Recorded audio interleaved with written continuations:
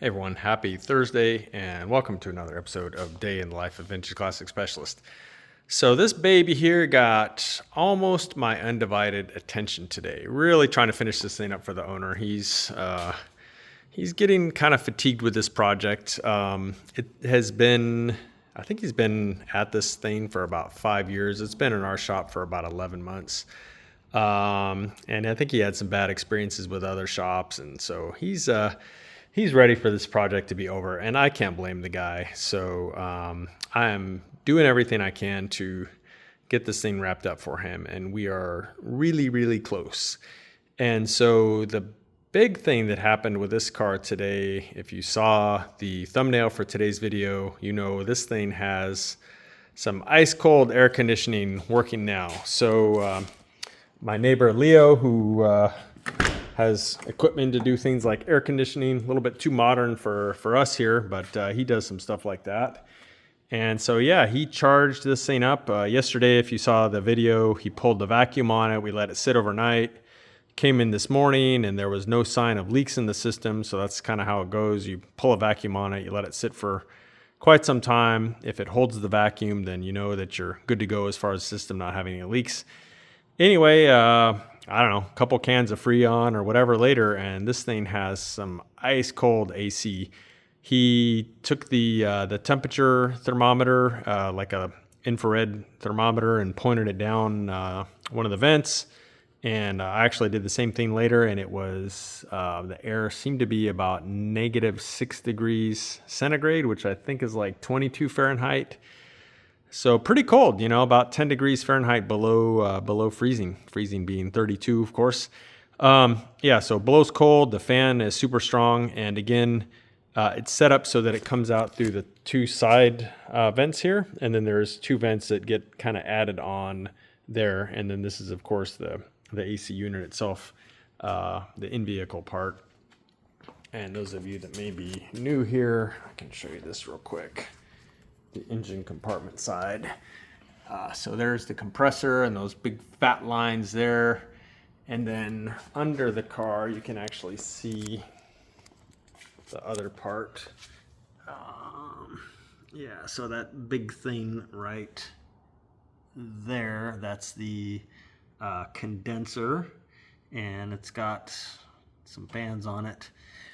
And then the only other part of the system is the dryer, and that's that little canister looking thing, which is kind of squirreled away up there. You can see that thing, it's not focusing, but yeah, there we go, that thing. So those are the major components, and then the little control panel is right there and fits in pretty nicely on this dash. It looks pretty, so that thing, that is the handheld for the EFI system. But yeah, that thing is the controller. So basically just fan speed and temperature.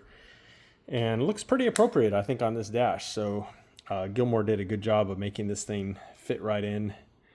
I do have a short video that I'll put up probably also tonight, just kind of showing the AC system running and me using a temp gun and showing that it was hitting like -6 centigrade or something like that. Just a fun little video showing it worked. Pretty excited once we got it charged up and actually felt cold air coming out of this thing. It's a pretty exciting moment. So that's the major thing that happened on this beauty today. Other major news is I took it on its longest yet test drive around the beautiful city of Orange, California here, our home base. Took it on about a 7-mile drive around Orange. Car did great. Fuel injection is just totally bitching now. Again, we had a couple sensor issues that we kind of fought with a little bit, and once we got those ironed out, runs super good. I made a few changes after talking to AJ to the ignition timing and the fuel injection or the air fuel ratio. But other than that, yeah, it's running really good. The only other thing is, and there's a solution and parts on the way, is that this pulley, which is the traditional style Volkswagen pulley in that it has the kind of like screw thing where it goes into the case that's supposed to like basically pump air and any oil that tries to escape back into the case. So this is the pulley that came with this engine kit, and again, it's the stock style with the kind of screw on it. And aluminum pulley and aluminum case, they don't always play together that nicely. Aluminum likes to try and gall when it runs against itself. And so the snout of this pulley is a little bit galled up. And as such, it's not forming a great seal anymore. So it is leaking a little bit. So we're going to go ahead and get another pulley and put in the little magnetic plugs, basically, that the timing sensor will pick up. And then, yeah, we're going to put in a press-in sand seal type, and I will seal that up like I did on the red car, and it won't leak, and that'll be that. So yeah, just a little minor oil leak. It's throwing a little bit of oil around the engine compartment, kind of like, actually a lot like the red car was doing, but that one had a sand seal that wasn't sealed, long story short. But anyway, so yeah, sand seal and pulley going in tomorrow afternoon. And let's see, what else did I do on this one today? So I had to fix the horn. The horn had some issues as far as the horn button itself. So not the plastic cover here, but the sort of inside part. There was a insulating washer that was missing, and a few other little odds and ends like that I took care of. And so now the horn works beautifully. And what else? The other thing I did today was we did manage to buy, which is not available, by the way, new. Managed to get a knob here for the seat, the adjustment knob there.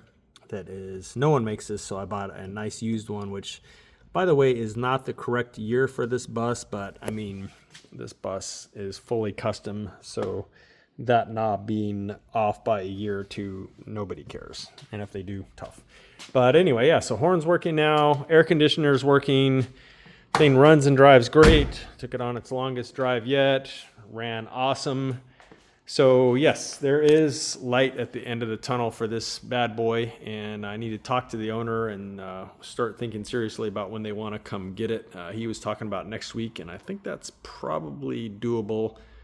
Mike, if you happen to see this, let's talk soon and figure out when you can come get this thing. But I think middle or end of next week is probably realistic. So anyway, beyond that, today I did work a little bit on this one, and I have a fun video that I will be posting later where the steering wheel for this car had a cover on it, which is in the trash now. It had one of these covers on it, which seems like most old Volkswagens seem to have these covers on the steering wheel. And usually the reason they have those covers on is because the steering wheels get all ugly and cracked and wore out.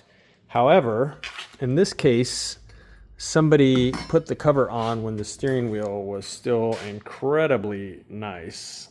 Come on, focus. There we go. So yeah, that cover actually preserved the steering wheel really well. I don't think this steering wheel has a single wore out little finger grip on it, and I haven't really seen any cracks on it. So this thing is just beautiful. I'm not sure we'll either polish it or we'll automotive clear coat it with a very hard clear coat to give it its gloss back. But yeah, this thing is bitchin'. I was super excited when I took the cover off, and again, I'll post a video of me taking the cover off and seeing this grip surface of the wheel for the first time. So look for that video. That'll be up a little later. And then the horn ring too. This is like after 2 minutes with triple aught steel wool, and it looks pretty amazing. There's a little patina that you can see there towards the centers, but I think I may just roll with this horn ring how it is. I think a little bit of patina on this, and the fact that it's an original unrestored part is really awesome.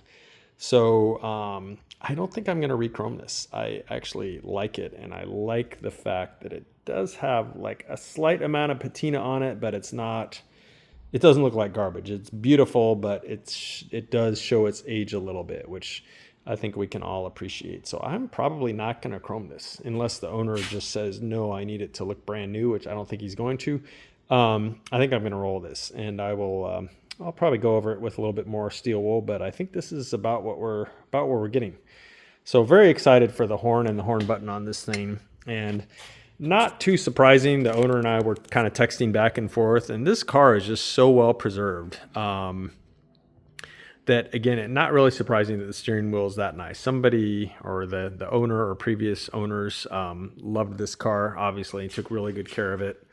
Those of you that didn't see before, this seems to be the original paper glove box, also amazingly well preserved, that we've got in here. So yeah, just little stuff like that all over the car that was just very, very nice. So the only other thing on this car today is I did get a turn signal stock. So 66 and 67 Beetles have a unique turn stock that's the 2-year only.